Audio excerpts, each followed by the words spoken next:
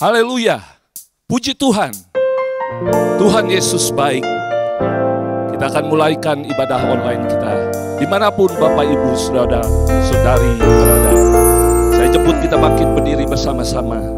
Kita angkat pujian, ajar kami Tuhan menghitung hari-hari. Ajar kami Tuhan menghitung hari-hari,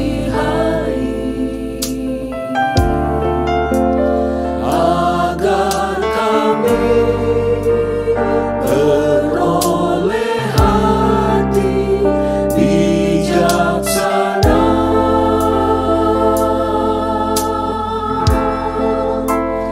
Ajar kami Bapa,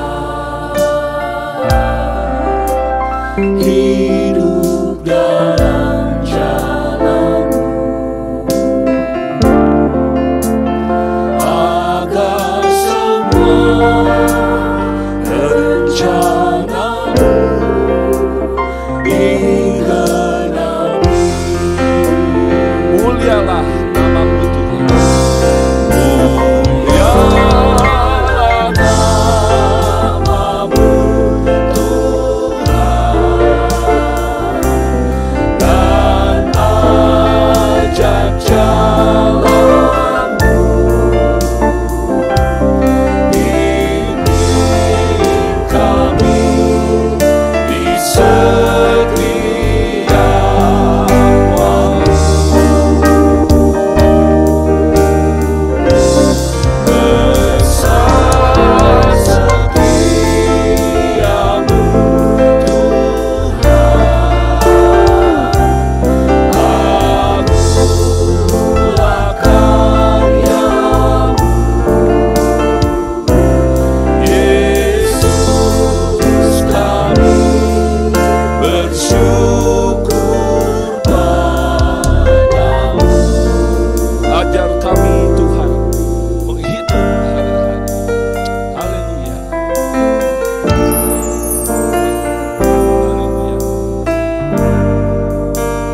Ajar kami Tuhan menghitung hari-hari, Agar kami beroleh hati yang bijaksana. agar kami Haleluya. beroleh hati bijaksana. Ajar kami Bapa hidup dalam jalan. Kami Haleluya. hidup dalam jalan-Mu, Agar semua rencana-Mu akan digenapi. agar semua rencana-Mu digenapi. Mulialah nama-Mu Tuhan. Oh, Mulialah nama-Mu Tuhan, dan ajar jalan-Mu, pimpin kami Tuhan di setiap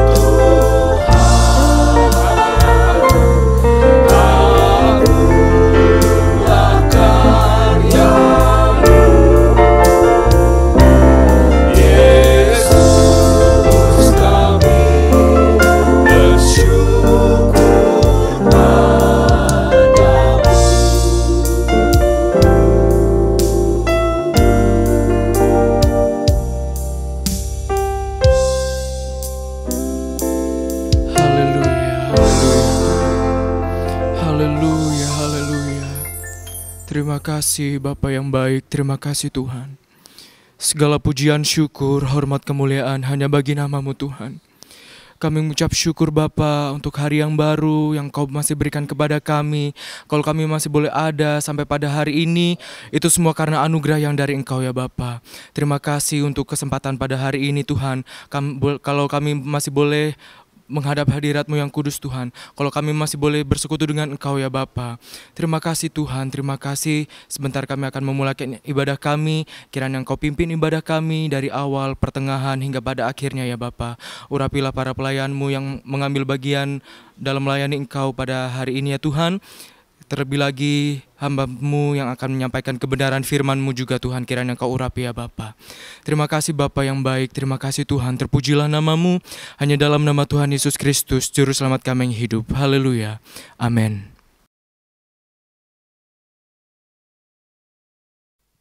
Kita tetap tinggal berdiri saudara-saudara, kita akan memuji, membesarkan nama Tuhan. Dia yang sudah begitu baik dan memelihara hidup kita. Kita ada sebagaimana kita ada sampai dengan saat ini. Bukan oleh kuat, bukan oleh gagah, hanya semata-mata karena kemurahan Tuhan. Sebab itu biarlah kita angkat hati kita angkat pujian. Hari-hari dapat kulalui hanya dengan Yesus saja. Haleluya. Hari-hari kulalui bersama Yesus, suka duka ku jalani bersama Yesus, persoalan pencobaan kan ku hadapi bersama Yesus, Juru Selamatku. Hari-hari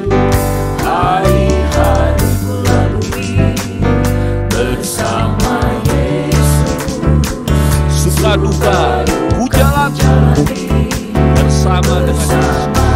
Haleluya. Persoalan pencobaan akan ku hadapi bersama Yesus, Juru Selamatku. Haleluya. Sekali lagi hari-hari ku lalui bersama Yesus, suka duka ku jalani bersama Yesus, persoalan pencobaan kan ku hadapi bersama Yesus, Juru Selamatku. bahwa serta dengan Allah dilakukan pekerjaan besar. Haleluya. Dengan Allah kami mengerjakan perkara yang besar, bahwa serta dengan Allah kami hadapi semua. Dia akan menginjak-injak segala musuh kami, pekerjaan besar terjadi beserta dengan Allah. Bahwa serta dengan Allah kami mengerjakan perkara yang besar, bahwa serta dengan Allah kami hadapi semua. Dia akan menginjak-injak segala musuh kami, pekerjaan besar terjadi beserta dengan Allah. Bahwa serta dengan Allah. Haleluya. Dengan Allah kami mengerjakan perkara yang besar, bahwa serta dengan Allah kami hadapi semua. Dia akan menginjak-injak segala musuh kami, pekerjaan besar terjadi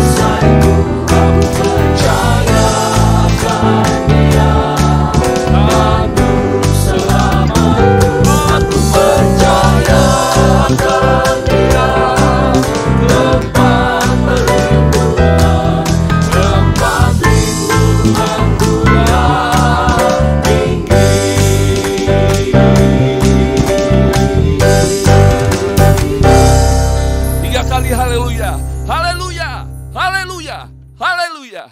Puji Tuhan. Silakan duduk saudara-saudara. Menghadapi keadaan dunia yang semakin gelap, tanpa Tuhan kita tidak akan dapat bertahan.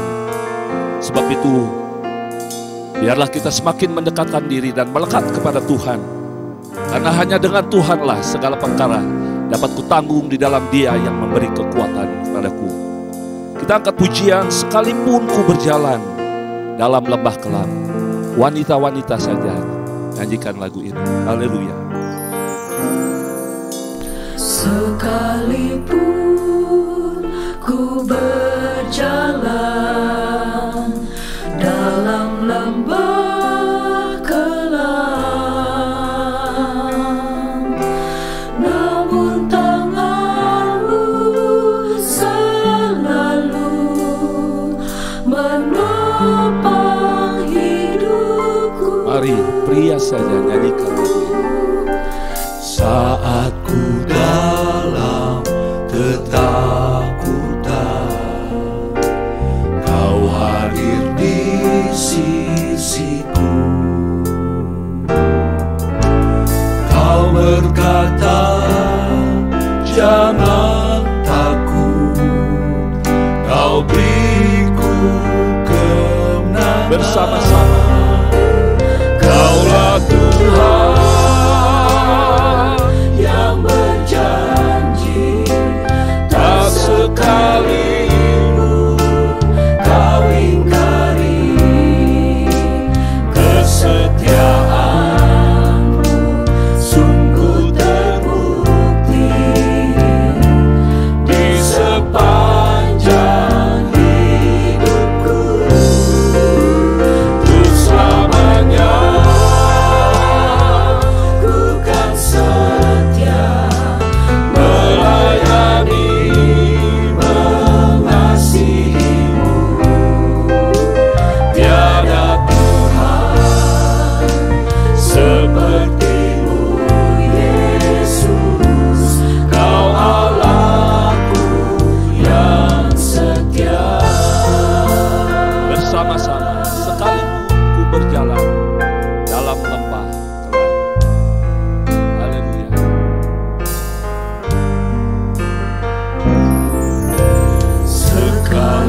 Sekalipun ku berjalan dalam lembah kelam, Namun tangan-Mu namun selalu menopang. Haleluya.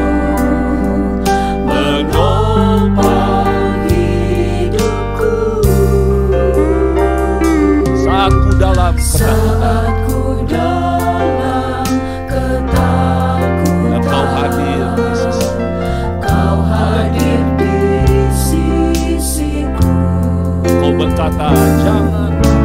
Kau berkata, jangan takut, Engkau memberikan kemenangan. beriku kemenangan. Kaulah Tuhan yang Kaulah Tuhan Haleluya. yang berjanji, Tak sekalipun Engkau. tak sekalipun Oh amin Tuhan. Kau ingkari. Kesetiaan-Mu sungguh terbukti Sungguh di sepanjang hidup kami. Haleluya. di sepanjang hidupku. Untuk selamanya ku kan setia melayani, mengasihi-Mu. Tiada Tuhan seperti-Mu, Yesus. Kau Allahku yang setia. Kaulah Tuhan yang berjanji, tak sekalipun Kau ingkari. Kesetiaan-Mu sungguh terbukti di sepanjang hidupku. Untuk selamanya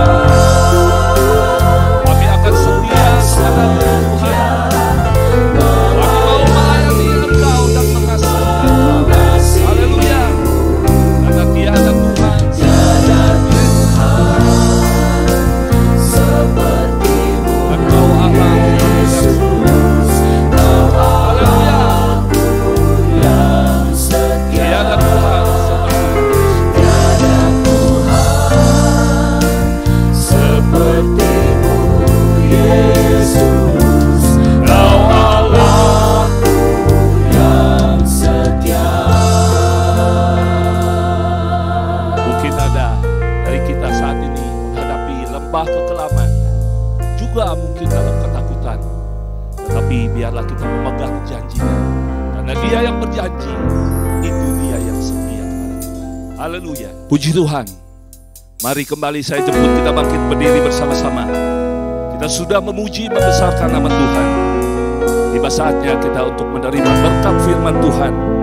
Kiranya firman Tuhan menjadi pegangan dan pedoman dalam setiap langkah hidup kita. Mari buka hati kita dan terima firman Tuhan. Kita angkat pujian. Setiap janji-Mu Tuhan simpan dalam lubuk hatiku. Haleluya. Setiap janji-Mu Tuhan ku simpan dalam lubuk hatiku.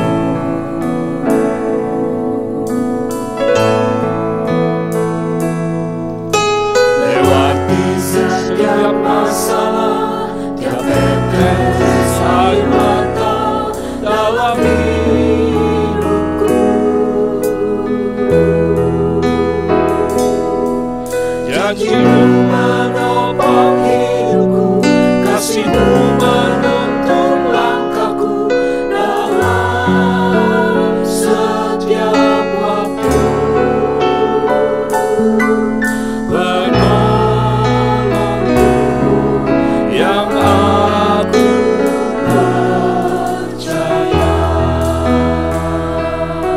Terima kasih.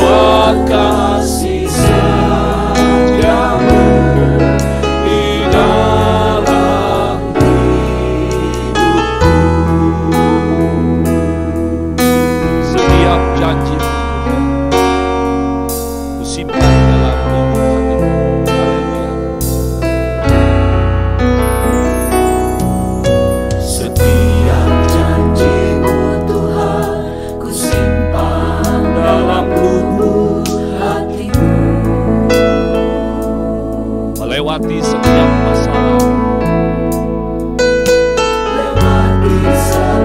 masalah, tiap tetes air mata dalam hidupku.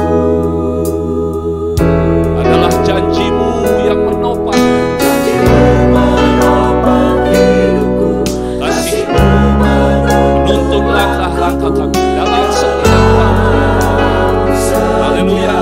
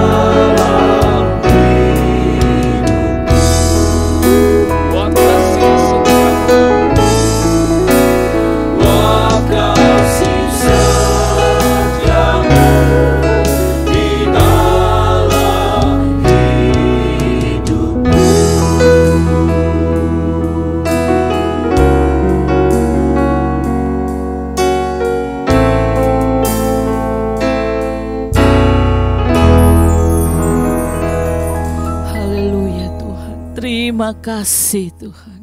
Terima kasih untuk kasih setiamu yang begitu luar biasa. Kami boleh alami hari demi hari Tuhan. Kami bersyukur memiliki Allah seperti Engkau Yesus. Allah yang setia, yang tidak pernah mengingkari setiap janji-janjinya. Terima kasih Tuhan, terima kasih. Tidak putus-putusnya kami bersyukur Tuhan. Terima kasih Bapa yang baik. Terima kasih Allah yang luar biasa dalam hidup kami. Terima kasih Tuhan. Saatnya kami akan mendengarkan firman-Mu Tuhan. Biarlah firman-Mu berbicara Tuhan untuk setiap kami. Dimanapun kami berada saat ini Tuhan. Engkau yang mengetahui keberadaan kami Tuhan. Apapun yang kami alami, apapun yang kami saat-saat ini sedang rasakan, Engkau yang mengetahuinya Tuhan. Dan lewat firman-Mu Tuhan, kami percaya Engkau yang akan menjamah setiap kami. Engkau yang akan memberikan jalan keluar atas setiap kami. Engkau yang menolong setiap kami untuk dapat melewati segala sesuatunya. Terima kasih Tuhan. Kami bersyukur Tuhan, kami berterima kasih. Engkau yang memberkati, Engkau yang mengurapi hamba-Mu Tuhan. Untuk membawakan berita firman-Mu untuk setiap kami. Terima kasih Bapa yang baik.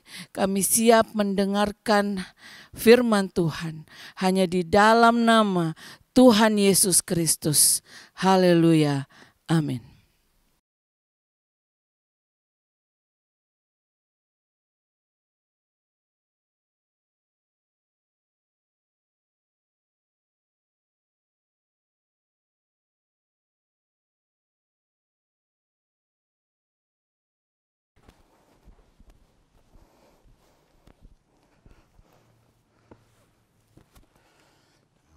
Haleluya.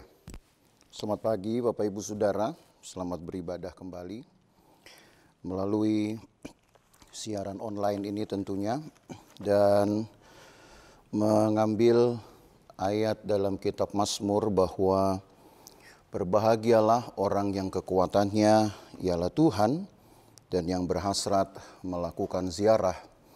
Maka kiranya semangat itu juga ada pada kita pada pagi hari ini ketika kita memulai beribadah sejak dari pujian tadi, lalu bersama-sama akan menikmati firman Tuhan, dan itulah yang akan menjadi semacam ziarah kita. Ya, bukan ziarah ke makam saudara, tetapi ziarah ke tempat di mana kita dapat mengingat kembali, merenungkan kembali tentang perbuatan-perbuatan besar dari orang-orang yang pernah mengalami Tuhan. Dan di dalam firman Tuhanlah kita akan melihat banyak kesaksian-kesaksian tentang perbuatan Tuhan di dalam hidup mereka. Dan itu yang pemazmur sebut dengan kata ziarah.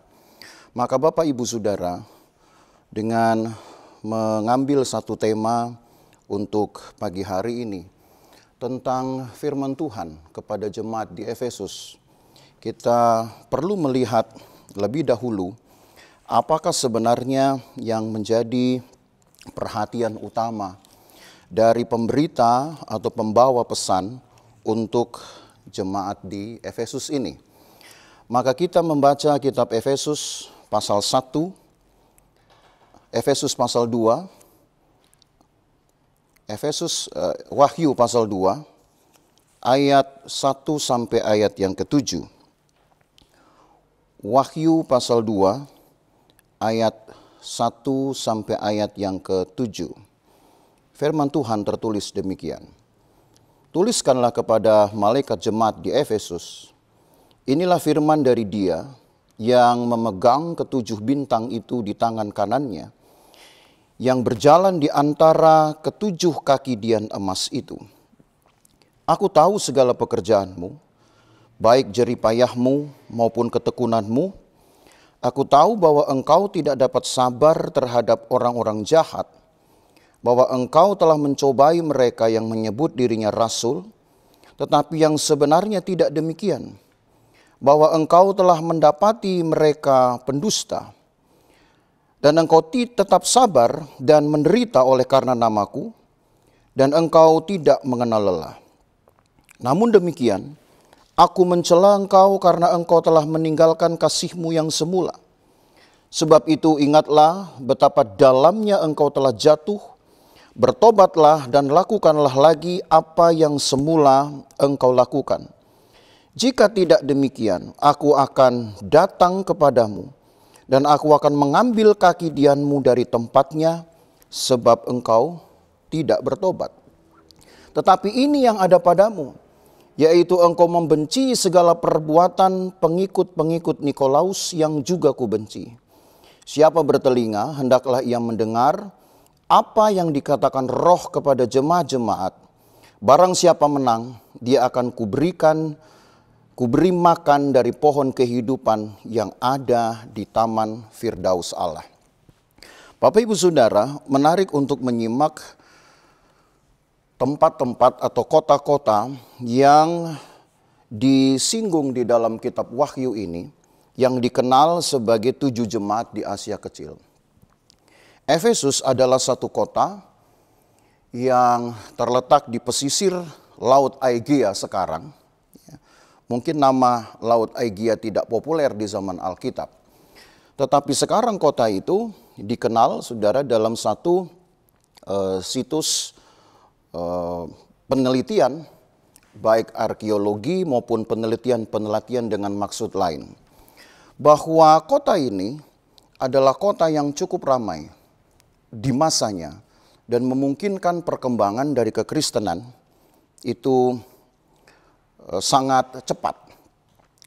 Kalau dilihat dari laporan Lukas di dalam Kisah Para Rasul, maka kita akan mendapati satu data bahwa Paulus yang membuka jemaat ini memerlukan waktu yang sebenarnya tidak lama, sekitar 1 tahun 6 bulan menurut catatan kitab Kisah Para Rasul. Dan jemaat di kota Efesus ini tumbuh sebagai jemaat yang dapat memberitakan atau dapat bersaksi, sehingga seluruh Asia dikatakan sudah dapat mendengar Injil oleh karena warga Kristen, sebutlah begitu, yang ada di kota Efesus ini.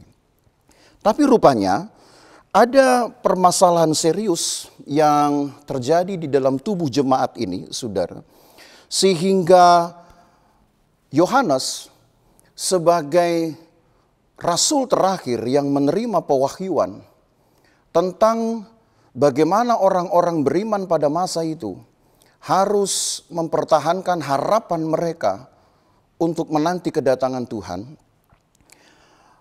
menuliskan satu keadaan, berikut juga ancaman-ancaman.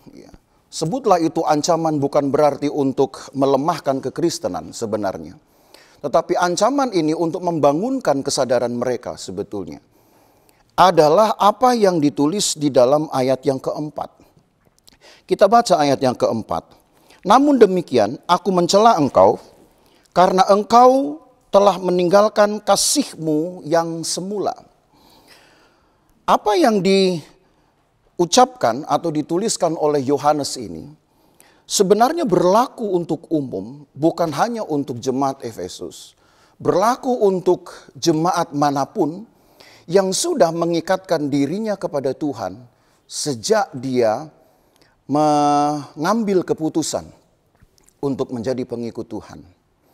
Semangat ini, saudara, adalah semangat pertama yang tentu didasari dengan totalitas, dengan keadaan sepenuhnya, sebutlah begitu, dengan ukuran yang sepenuhnya dari kesadaran manusia untuk memutuskan sesuatu, untuk mengambil satu keputusan.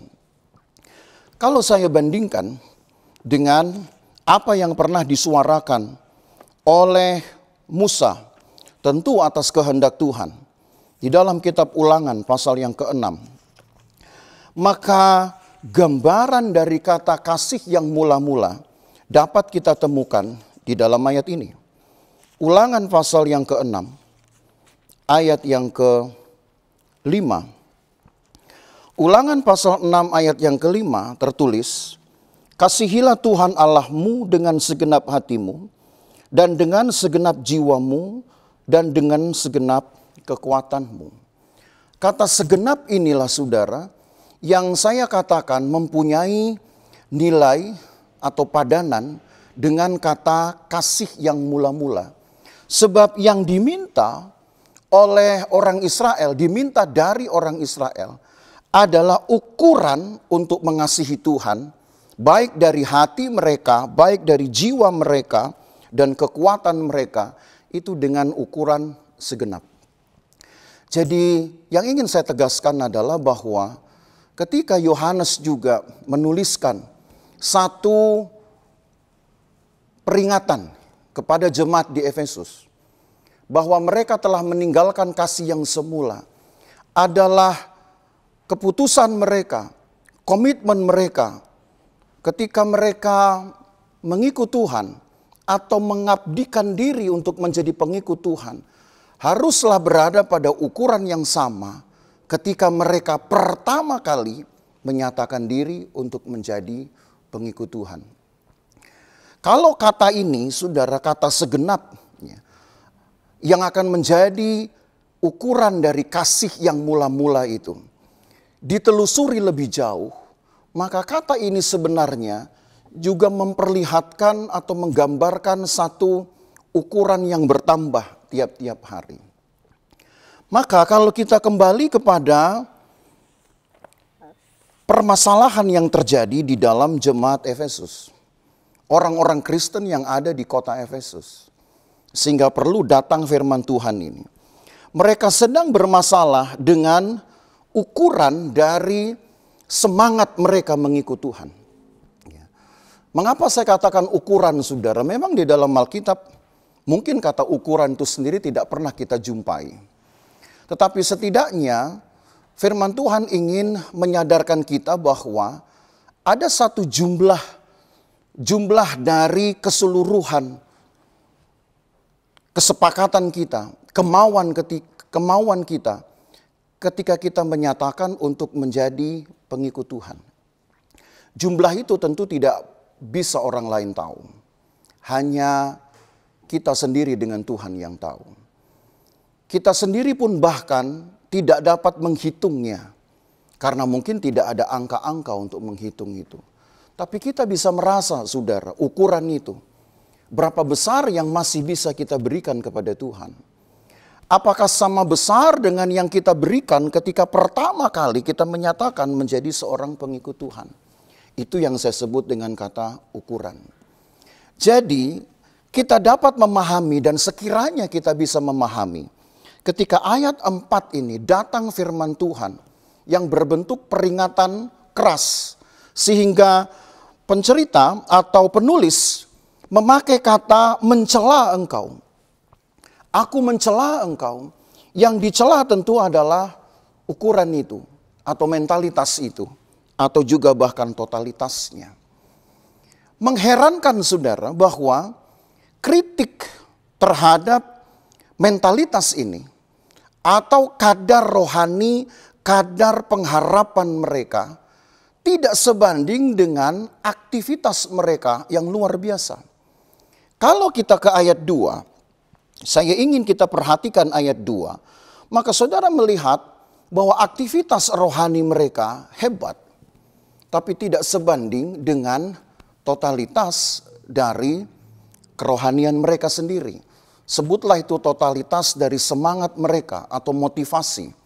Ayat 2 berkata begini. Aku tahu segala pekerjaanmu, baik jerih payahmu maupun ketekunanmu. Aku tahu bahwa engkau tidak dapat sabar terhadap orang-orang jahat. Bahwa engkau telah mencobai mereka yang menyebut dirinya rasul. Tapi yang sebenarnya tidak demikian, bahwa engkau telah mendapati mereka pendusta. Hal pertama, saudara, yang boleh kita katakan sangat mengagumkan dalam ukuran kita. Aktivitas rohani mereka itu adalah bahwa mereka adalah orang-orang yang mempunyai standar tertentu. Atau kita sebut standar itu dengan kata ukuran tertentu. Dari pengetahuan mereka tentang firman, sehingga mereka bisa menggunakannya itu untuk menguji orang. Apakah seseorang dengan kedok tertentu, mau kayak dia datang sebagai seorang rasul misalkan, sesuai dengan ayat ini. Apakah benar dia betul-betul datang dengan pengetahuan firman Tuhan sebagai seorang rasul, ataupun juga dengan motif seorang rasul, mereka bisa ketahui itu karena mereka mempunyai ukuran, mereka mempunyai tingkat pemahaman tertentu. Dari ayat 2 inilah kita tahu, saudara, bahwa jemaat Efesus ini memiliki kelebihan-kelebihan ini. Saya ingin saudara perhatikan kembali kalimat yang tertulis begini. Aku tahu bahwa engkau tidak dapat sabar terhadap orang-orang jahat. Orang-orang jahat ini bukan pencuri, bukan kejahatan-kejahatan secara perilaku umum, saudara. Tapi yang disebut dengan jahat ini adalah orang-orang yang bertopeng. Yang dijelaskan dalam kalimat berikut. Bahwa engkau telah mencobai mereka yang menyebut dirinya rasul, tetapi yang sebenarnya tidak demikian. Bahwa engkau telah mendapati mereka pendusta. Dan kalau sebutkanlah jemaat Efesus ini menjadi satu standar ukuran dari tingkat pengujian atau tingkat kelayakan seseorang. Maka luar biasa orang-orang Kristen di kota Efesus ini bisa mendapati apakah seorang rasul itu asli atau tidak. Bisa mendapati apakah seorang rasul ini panggilan atau karena satu motivasi yang lain. Dan itu menunjukkan betapa hebatnya jemaat ini. Jadi saya bisa katakan, saudara, kalau secara pemenuhan terhadap firman Tuhan, atau gairah mereka, antusias mereka terhadap tuntutan-tuntutan sebagai orang Kristen, yaitu belajar firman. Atau juga mungkin mereka tidak melupakan persekutuan mereka. Ya, persekutuan secara koinonia, persekutuan yang dilakukan dengan berdoa mungkin. Atau dengan apa saja. Itu mereka tidak lupakan. Mereka kuat sekali di situ. Tetapi rupanya yang terselubung, yang tidak diketahui secara kasat mata adalah besaran dari kerinduan mereka. Itu yang tidak lagi sama dengan awal ketika mereka menyatakan diri sebagai seorang pengikut Tuhan. Dan ternyata, saudara, ini menjadi masalah serius. Banyak orang mungkin merasa dapat melakukan aktivitas-aktivitas karena pengalamannya. Banyak orang merasa bahwa dengan pengalamannya dia dapat menggurui bahkan orang-orang lain. Dan menjadikan dirinya patokan atau teladan bagi orang lain. Untuk melakukan sesuatu dengan dalih yang paling benar, yang paling cocok, yang paling sesuai dengan firman Tuhan. Tapi ternyata kepalsuan, tentu ini bicara soal hati. Kepalsuan atau kemunafikan diselubungi oleh satu mentalitas atau satu totalitas ini. Ingin berbuat sesuatu untuk Tuhan ternyata tidak cukup hanya dengan pengetahuan dan pengalaman. Itu inti yang saya dapati dari kisah ini. Lagi sekali, saudara, bahwa mengikut Tuhan atau bahkan juga melayani Tuhan tidak cukup hanya dengan modal pengetahuan atau bahkan pengalaman. Tapi juga harus ditunjang oleh kekuatan dari hadirat Tuhan itu sendiri. Karena bisa saya katakan inilah nyawa dari satu pelayanan. Nyawa dari kepengikutan kita kepada Tuhan. Kalau tidak ada hadirat Tuhan, tidak ada roh Tuhan. Dan itu yang digambarkan atau boleh saya katakan itu yang didapatkan ketika seorang betul-betul mengasihi Tuhannya dengan sepenuh hatinya, seperti gambaran di dalam kitab Ulangan tadi. Maka yang dia lakukan mungkin hanya melelahkan dirinya dan juga dapat menjadi ukuran bagi orang lain, tapi tidak bisa menjadi berkat. Tidak bisa mendatangkan satu kekuatan untuk kemenangan. Baik kemenangan bagi jiwa-jiwa itu sendiri, dia dipuaskan, dia mendapatkan hal yang luar biasa dari pekerjaan Tuhan. Selain hanya pujian saja dari mulut ke mulut. Ini yang perlu diperhatikan Bapak Ibu Saudara. Baik saudara adalah pelayan Tuhan maupun jemaat Tuhan awam.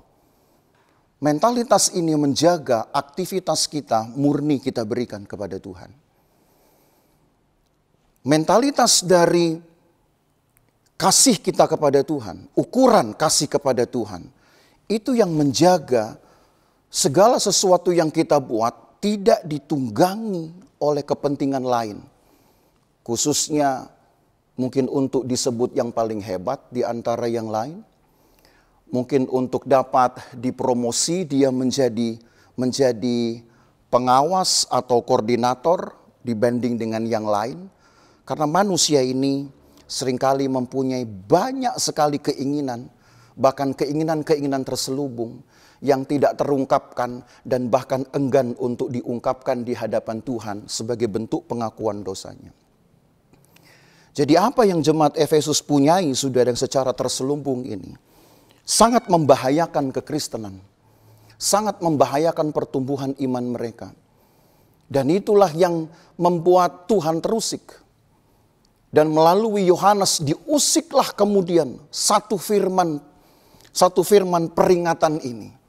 Dan ketika datang peringatan pertama, Allah atau si firman itu sendiri diperkenalkan dengan satu istilah yang cukup unik untuk konteks tersebut. Kalau kita ke ayat 1, kembali ke ayat 1. Dalam Wahyu pasal 2 ayat 1, tuliskanlah kepada malaikat jemaat di Efesus. Inilah firman dari Dia yang memegang ketujuh bintang itu di tangan kanannya dan berjalan di antara ketujuh kaki dian emas itu. Ketujuh kaki dian emas, saudara jangan salah menggambarkan istilah Alkitab ini. 7 kaki dian emas bukan berarti ada 7 kaki dian. Tetapi kaki dian itu sendiri mempunyai 7 kaki. Ada 3 kaki yang berpasangan, saudara, yang harus kemudian dibusurkan untuk menyeimbangkan kaki yang di tengah. Sehingga gambaran-gambaran yang mungkin dengan mudah saudara dapati dengan menggoogling, itulah yang disebut dengan kaki dian. Tetapi hanya satu itu, tetapi berjumlah 7 tiangnya. Ya. Jadi bukan 7 kaki dian, tapi 1 kaki dian, karena 1 kaki dian ini ada 7 tiangnya, ada 7 kakinya. Lalu apa yang kemudian menjadi perhatian utama dari sang pemberita atau sang pembawa pesan ini? Dengan diperkenalkannya firman, atau yang tidak lain adalah Tuhan sendiri sebagai pemilik jemaat, sebagai kaki dian itu sendiri. Maka kita harus melihat kepada pasal 1, saudara. Di pasal 1, ayat yang ke-12 dan ayat yang ke-13, Yohanes sudah mengidentifikasi dengan jelas kaki dian ini. Mari kita ke pasal 1 dari kitab Wahyu, ayat yang ke-12 dan 13. Lalu aku berpaling untuk melihat suara yang berbicara kepadaku. Dan setelah aku berpaling, tampaklah kepadaku 7 kaki dian dari emas. Tetap akan disebut 7 kaki dian. Tetapi 1 kaki dian dengan ke-7 tiangnya. Ayat 13. Dan di tengah-tengah kaki dian itu ada seorang serupa anak manusia, berpakaian jubah yang panjangnya sampai di kaki, dan dadanya berlilitkan ikat pinggang dari emas. Kaki dian yang diidentifikasi oleh Yohanes di dalam penglihatannya pertama adalah yang dia sebut dengan kata serupa anak manusia. Yang tidak lain tentu dalam iman kita memahaminya sebagai Yesus Kristus. Wujud terlihat dari Allah, Allah semesta langit, Allah pencipta langit dan bumi. Dan wujud terlihatnya itu adalah Yesus yang dalam pewahyuan kepada Yohanes diidentifikasi dengan kaki dian. Jadi, kalau kita hubungkan kemudian dengan pesan yang datang kepada jemaat Efesus, mengapa firman diperkenalkan dengan kaki dian? Kalau saudara baca 6 jemaat yang lain, sang firman akan diperkenalkan dengan istilah-istilah atau dengan nama-nama yang unik sesuai dengan konteks permasalahannya. Tapi karena di jemaat Efesus yang dipermasalahkan adalah ukuran dari kasih. Ukuran dari totalitas itu. Tidak lagi sama seperti yang pertama. Maka perlu ditegaskan bahwa sang kaki dian ini yang harus menjadi bagian di dalam rumah Tuhan. Kalau itu diambil, maka esensi dari rumah Tuhan hilang. Kalau kita melihat di dalam sejarah, saudara, kaki dian ini selalu ada di dalam bangunan-bangunan, baik sementara maupun bangunan tetap. Bangunan-bangunan yang menjadi simbol dari kehadiran Tuhan. Saudara tentu tahu cerita tentang tabernakel Musa. Kaki dian pun ada di sana, menjadi bagian dari ruang suci. Setelah orang Israel menetap di tanah terjanji, memang ada kevakuman tempat, saudara. Sebab belum ditunjuk tempat, tetapi Silo, sebutlah kota kecil yang ditentukan untuk menjadi tempat diletakkannya tabut Tuhan itu. Itu pun menjadi simbol dari kehadiran Tuhan di tengah-tengah orang Israel. Hanya sayangnya kita tidak mendapati data tentang kaki dian. Tapi bahwa kehadiran Tuhan itu tetap ada di tengah-tengah umatnya. Antara periode masuknya mereka ke tanah Kanaan sampai dengan terbangunnya bait Allah di zaman Salomo, itu menunjukkan bahwa kehadiran Tuhan tetap ada di tengah-tengah mereka dengan segala perbuatannya. Dan kita bisa lihat itu di dalam perjanjian lama. Tetapi ketika bait Tuhan dibangun, maka lagi-lagi perkakas ini, saya sebut dengan kata perkakas ini, itu juga menjadi bagian di dalam rumah Tuhan yang dibangun oleh Salomo. Tetapi Bapak Ibu Saudara, karena perjanjian lama memang identik dengan simbol-simbol untuk mengungkapkan tentang Tuhan, kehadiran dan perbuatan-perbuatannya. Maka ketika dibuat perbedaan di dalam cerita-cerita Alkitab bahwa setelah periode pecahnya kerajaan Israel, suku-suku Israel atau 10 suku tidak lagi mengindahkan bait Allah, maka cerita tentang kehadiran Tuhan di dalam bait Allah menghilang. Seperti tidak ada lagi semangat untuk bersekutu dengan Tuhan, semangat untuk menikmati kehadiran Tuhan, sama seperti apa yang Salomo pernah buat ketika dia mentahbiskan bait Allah. Jadi, saudara, dari pengisahan ini yang ingin saya berikan sebagai satu perhatian.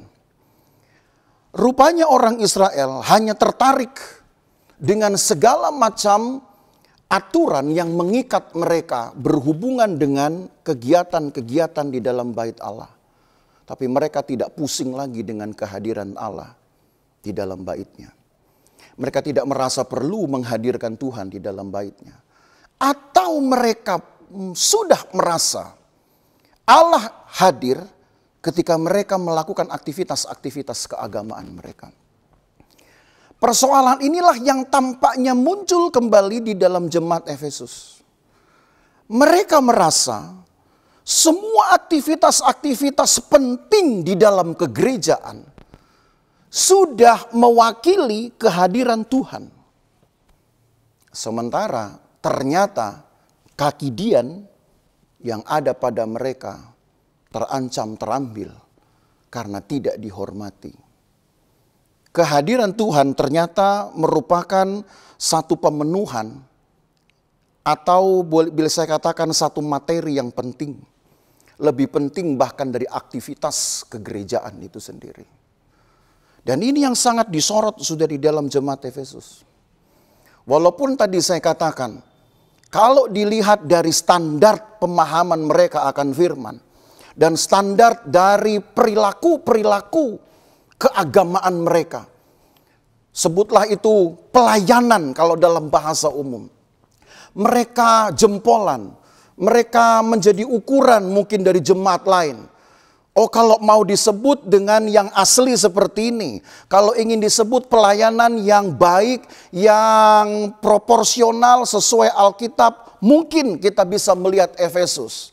Mereka sudah merasa bahwa dengan menjadi seperti itu sudah menyertakan Allah hadir. Atau sudah termasuk Allah itu ada di dalam mereka. Tapi dari catatan ini kita ketahui ternyata itu dua hal yang berbeda, Bapak Ibu Saudara. Dua hal yang berbeda. Kalau saya melihat kembali ke dalam sejarah, maka keberadaan dari bait Allah atau tempat disebut rumah Tuhan ini, yang berdiam di tengah-tengah pemukiman orang Israel, belum tentu menandai atau menjadi simbol dari kehadiran Tuhan.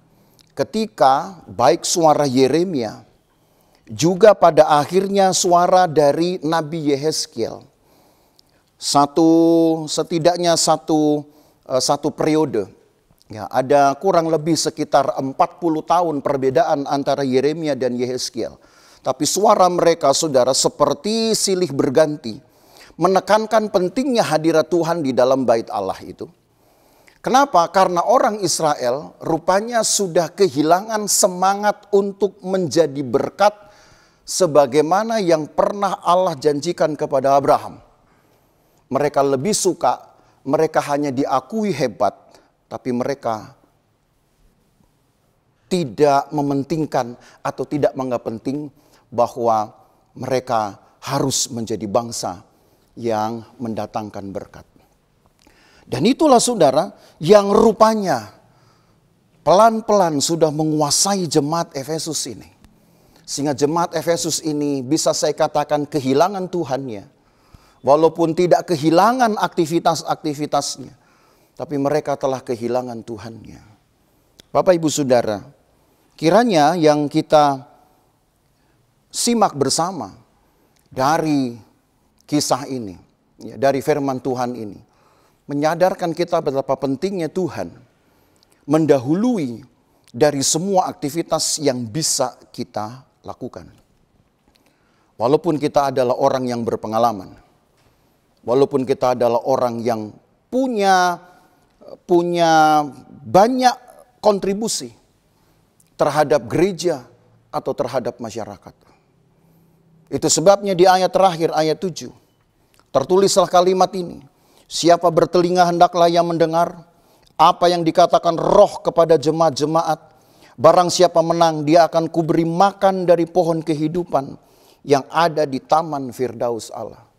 Belum pernah ada orang yang bisa makan pohon kehidupan itu, saudara. Sebab Adam dan Hawa pun terlebih dahulu sudah terlanjur memakan buah yang dilarang. Buah dari pohon pengetahuan yang baik dan yang jahat. Mereka tidak mendahulukan atau tidak merasa perlu untuk mencari tahu dulu atau menaruh rasa penasaran terhadap buah dari pohon kehidupan. Belum pernah ada yang makan buah dari pohon kehidupan. Dan mungkin memang itu harus disimpan. Mungkin saja saudara, Allah menyimpannya untuk orang-orang yang memelihara persekutuan intim dengan Tuhan. Bukan yang didasarkan karena pengetahuan dan pengalamannya. Karena sudah terlampau banyak cerita di dalam Alkitab. Orang-orang beriman, umat Tuhan, orang-orang pilihan, pemimpin-pemimpin, bahkan pejabat-pejabat di dalam rumah Tuhan, seperti juga imam-imam yang hanya mengedepankan satu pelayanan atau satu perbuatan-perbuatan keagamaan, tetapi tidak memelihara persekutuan intimnya dengan Tuhan. Bapak Ibu Saudara, ini yang harus menjadi perhatian kita. Kita tidak tahu berapa lama kita masih bisa menjalani hidup ini. Sekuat apapun kita dapat melakukan aktivitas kita, dan mungkin itu menyenangkan untuk orang lain. Tetapi yang harus kita ingat, apakah itu sudah cukup menyenangkan bagi Tuhan? Kalaupun kita mendapatkan pujian-pujian dari orang lain, apakah serta-merta itu juga akan mendorong Allah memuji kita? Penilaian yang sangat khusus ini, dan mungkin saya katakan susah untuk didapat, menjadi pujian bagi Tuhan sendiri. Tidaklah mudah untuk berbuat sesuatu dan mendatangkan pujian bagi orang lain. Maka apa yang kemudian kita dapati, kita simak bersama dari permasalahan di jemaat Efesus, kiranya mendorong kita untuk melengkapi kekristenan kita dengan persekutuan dengan Tuhan sendiri. Keintiman dengan Tuhan ini, saudara, yang harus menjadi perhatian utama khususnya di dalam kondisi sekarang ini. Ketika waktu-waktu kita sudah lebih banyak di rumah, dan memang sudah dimungkinkan untuk melakukan semuanya dari rumah. Yang saudara lakukan juga beribadah dari rumah. Tapi apakah sikap saudara beribadah dari rumah pun adalah sikap yang sama seperti yang di gereja? Tidak ada yang pernah tahu. Karena gereja tidak pernah mengontrol rumah saudara dengan CCTV. Ya. Saudara beribadah dengan tidur-tiduran, tidak ada yang pernah tahu. Saudara beribadah hanya dengan menggunakan piyama, tidak ada yang pernah tahu. Tapi kalau saudara ke gereja, tentu saudara tidak akan menggunakan piyama. Saudara akan menggunakan pakaian yang bagus.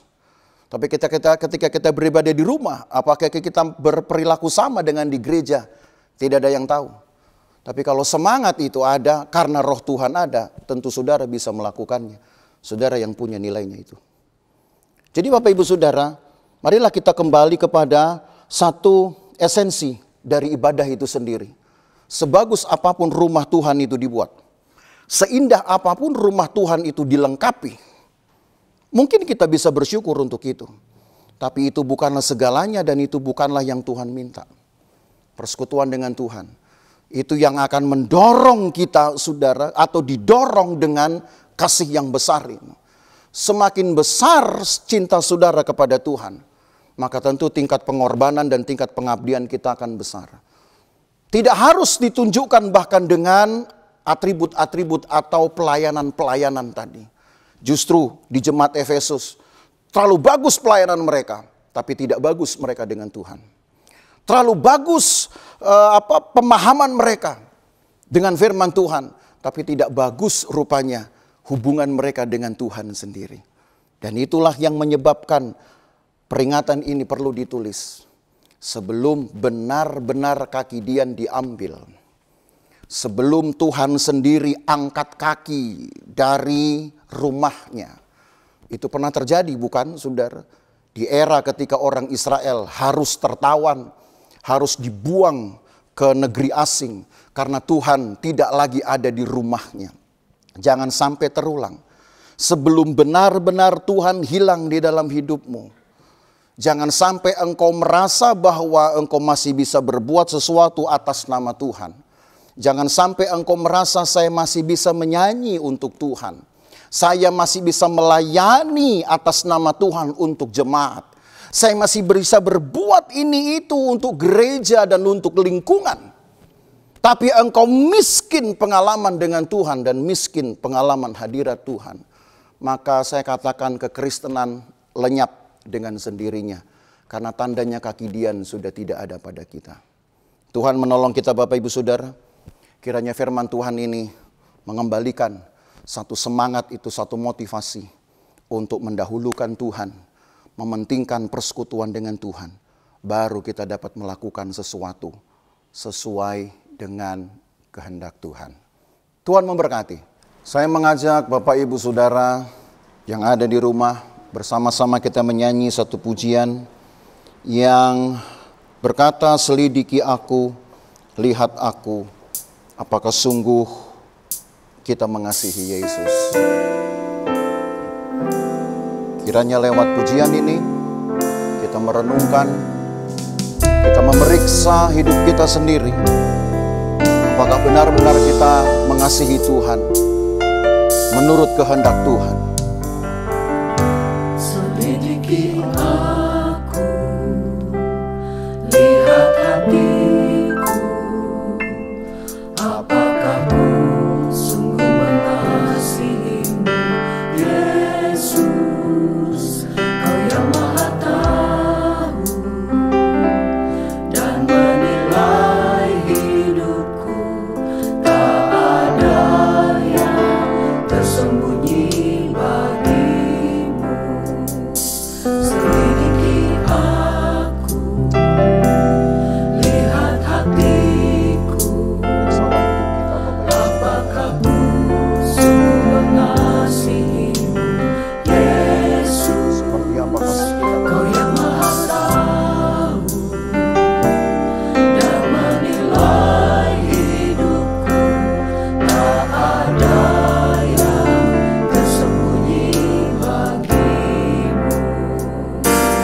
Aku lihat kebaikanmu yang tak pernah habis di hidupku.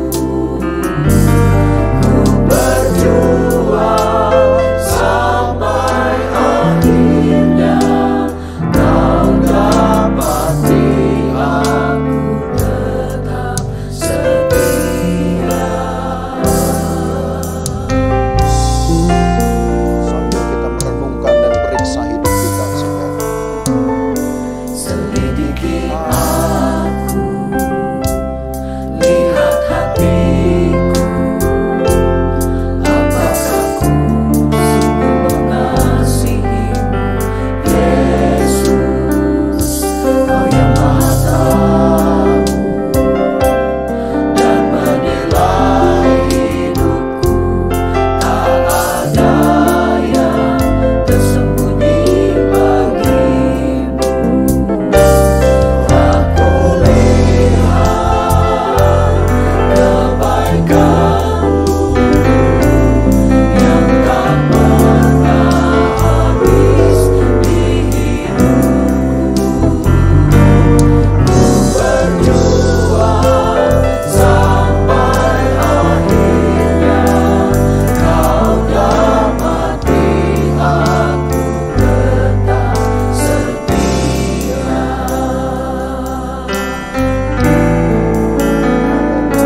Selidiki aku, lihat hatiku, apakah ku sungguh mengasihimu, Yesus.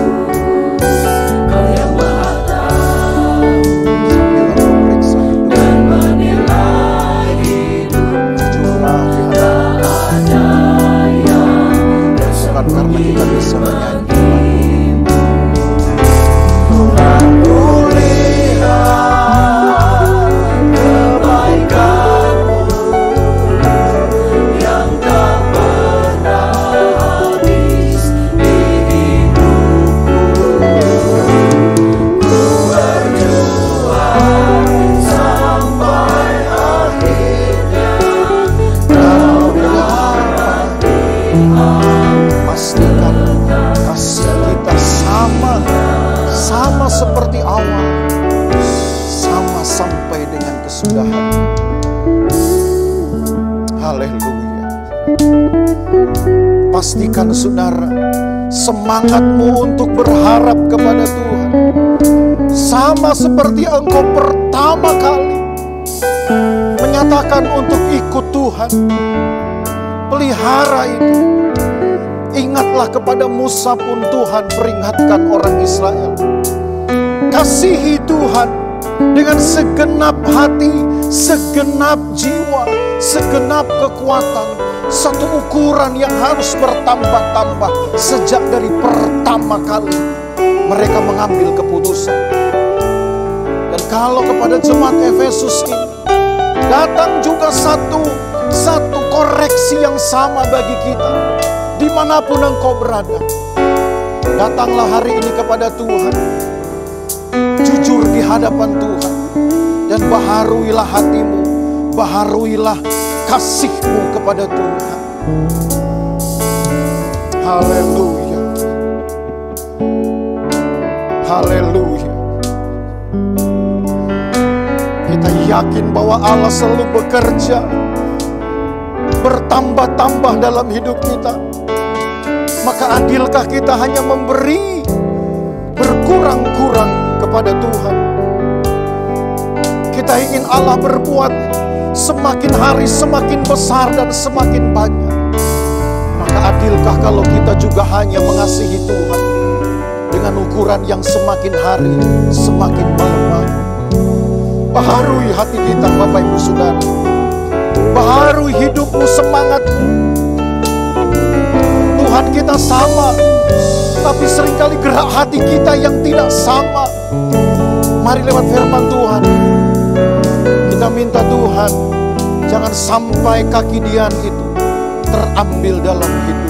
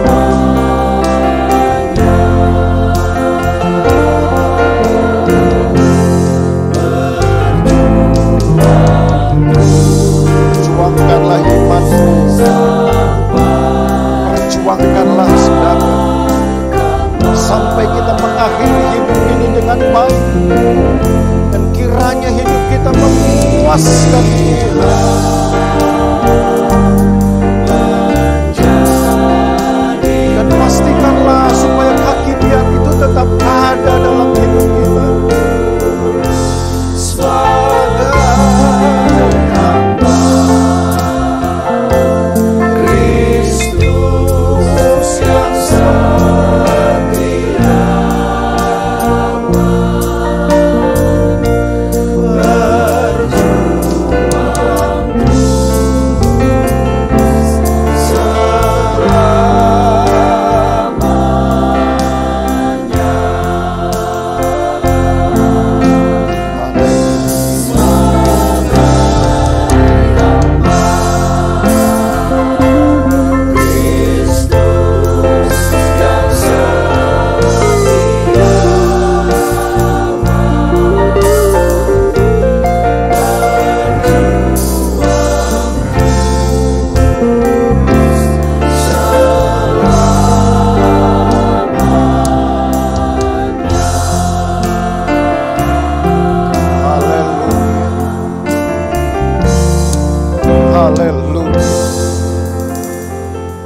doa kami, doaku, doa umat-Mu ya Tuhan.